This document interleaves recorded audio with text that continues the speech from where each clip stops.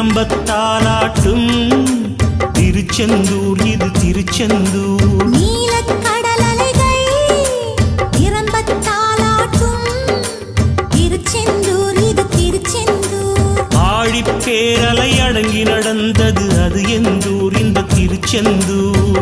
ஆழிப்பேரலை அடங்கி நடந்தது அது எந்தூர் இந்த திருச்செந்தூர். திருச்செந்தூர் இது திருச்செந்தூர். திருச்செந்தூர் இது திருச்செந்தூர்.